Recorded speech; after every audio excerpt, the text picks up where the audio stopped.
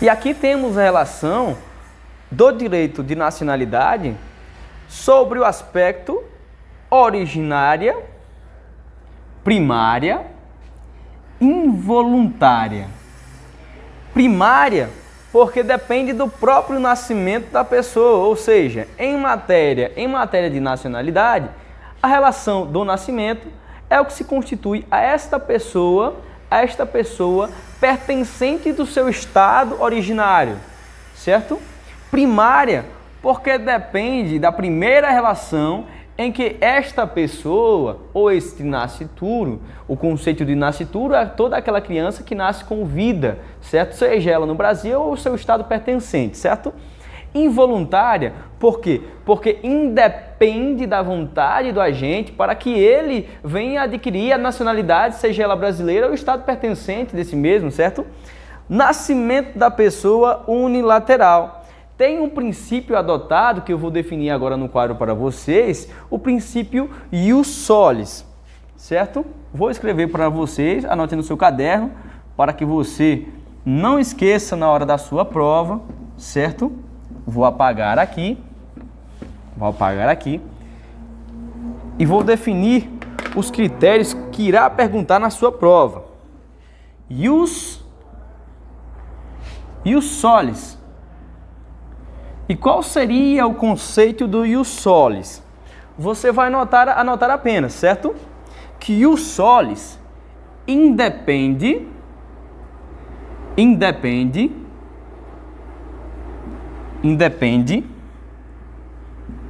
da vontade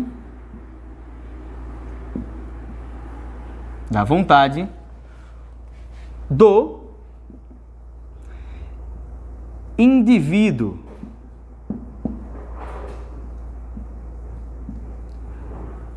indivíduo. Ou seja, para que este indivíduo venha adquirir a nacionalidade brasileira, independe da vontade desse mesmo, pois o critério adotado no Brasil é, anote no seu caderno para não esquecer, ius solis. Brasil. O critério adotado no Brasil é o ius solis.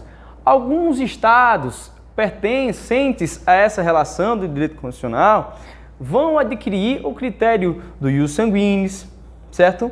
Alguns o ius solis, mas na sua prova você vai lembrar que no Brasil o critério adotado é o ius solis, ou seja, nasceu no Brasil, é brasileiro nato, certo? E partindo da mesma premissa, em relação ao direito de nacionalidade, falando sobre o ius solis, certo? Ainda temos os aspectos da ideia da relação secundária, que é o princípio, derivada e adquirida. Secundária, porque não depende do processo daquele que nasce exclusivamente no Brasil e já adquire por si só, involuntariamente, a sua nacionalidade brasileira, ou seja, brasileiro nato, certo? Derivada, porque deriva da vontade do indivíduo para que ele se torne brasileiro naturalizado, certo? Ou seja, o indivíduo precisa ter a vontade de se naturalizar como brasileiro, certo? Adquirida pela mesma ideia da derivada, ou seja, ele adquire a nacionalização, certo? Com um processo administrativo sobre o Estado, ou seja, o Estado vai dar a permissão para que este indivíduo venha adquirir a nacionalização brasileira ou o seu Estado em que este deseja se naturalizar, certo? Vamos ver a ideia e colocar um pouco do conceito para que você leve para a sua prova, certo? A respeito sobre a naturalização, certo? Anteriormente falamos sobre o brasileiro nato, certo? E as suas relações e princípios em si, certo? Nessa ideia da secundária, a derivada e adquirida, temos a naturalização, certo?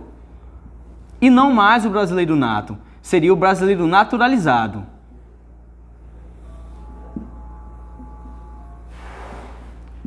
Brasileiro naturalizado, certo? Ou seja, brasileiro naturalizado e os seus princípios será adquirido depende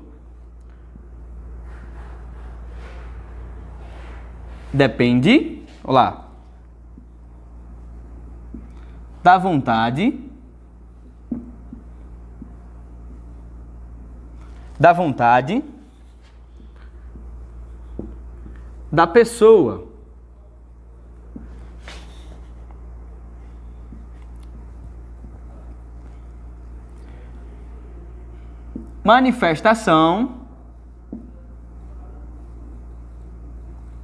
Manifestação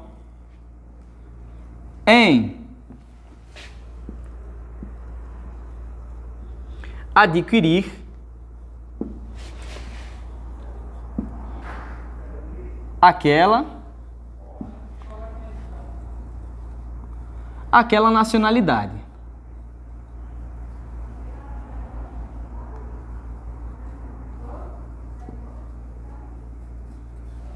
Ou seja, para que esse indivíduo adquira sua naturalização, ele precisa passar por um processo administrativo, em que o Estado ele vai conceder ou não a naturalização a esse indivíduo para que este seja parte e membro do Estado em que deseja se adquirir, certo? Vamos lá, vamos colocar um pouco aqui sobre essa relação para que você leve para a prova. Tira um print da tela, certo? E em seguida vou colocar mais uma conceituação para que você leve para a sua prova, certo? Vamos lá.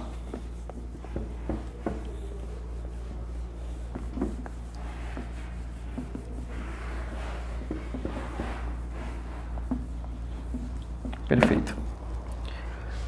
Para que se torne brasileiro naturalizado, é preciso que ele passe pelo processo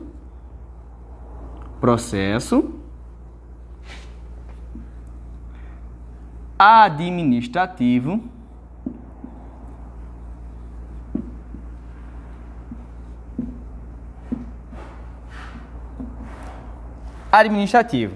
certo? E ainda assim, além de passar por um processo administrativo, este indivíduo precisa ter a vontade de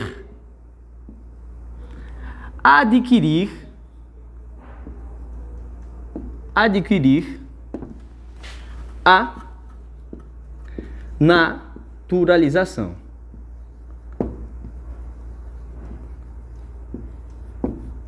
Então, para que eu consiga a naturalização, eu preciso passar por um processo administrativo, preciso ter vontade de adquirir a naturalização, para assim eu se tornar um brasileiro naturalizado, certo? Leve para a sua prova que é muito importante essa conceituação. Quando a gente for passar os artigos um por um, você vai compreender e entender a ideia de como é dado essa relação sobre os direitos de nacionalidade, sobre a ideia de brasileiro nato e naturalizado, certo? É muito importante você entender a conceitualização para que em seguida a gente veja a relação do bojo constitucional e assim espleitear cada princípio e cada artigo, certo?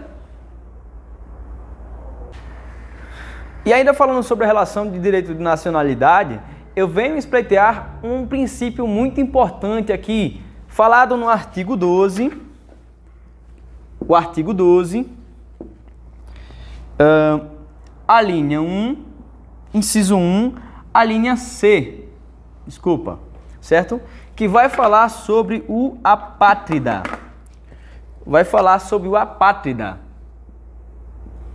Apátrida. E o que seria o apátrida? Certo? O apátrida é todo aquele cidadão que não contém uma nacionalidade. Ou seja, é um cidadão que ele não tem vínculo nenhum com nenhum tipo de Estado, ou seja, com nenhum Estado membro. Ou seja, ele se torna apátrida, sem pátria, né? É também conceituado, chamado apátrida, o nome dele jurídico é chamado de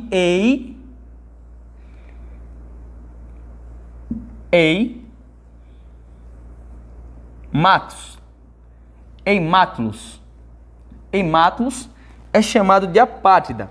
ou seja, é toda aquela pessoa que não possui um vínculo político jurídico com nenhum estado, ou seja, não possui nacionalidade. É o apátrida, também conhecido como eimátulos. Se na sua prova perguntar quem é aquele cidadão que tem, por sua conceituação, não tem constituído uma pátria consolidada, ou seja, vai ter lá nas alternativas, é o morador de rua, é o cidadão sem lei, é o eimátulos, pode colocar na prova que vai ser o eimátulos com certeza, né? Porque muitas das vezes as provas não cobram só o nomezinho específico aqui, apátrida. Eles vão cobrar aquilo que você desconhece, na verdade, ou seja, agora não desconhece mais, porque eu já estou falando para você aqui, você vai olhar para sua prova e vai lembrar, né? Então o eimátulos é conhecido como apátrida. É toda aquela pessoa que não tem um vínculo político-administrativo com um Estado membro, certo?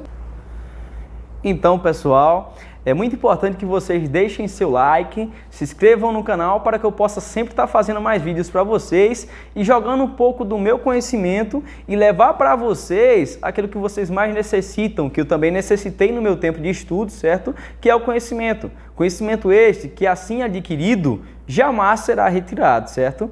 Então, vou deixar meu Instagram aqui embaixo para que vocês sigam lá e curtam, porque eu sempre estou deixando dicas de direito constitucional, estou deixando também vídeos de direito constitucional lá no meu Instagram. Siga, curta, compartilhe, certo? Obrigado.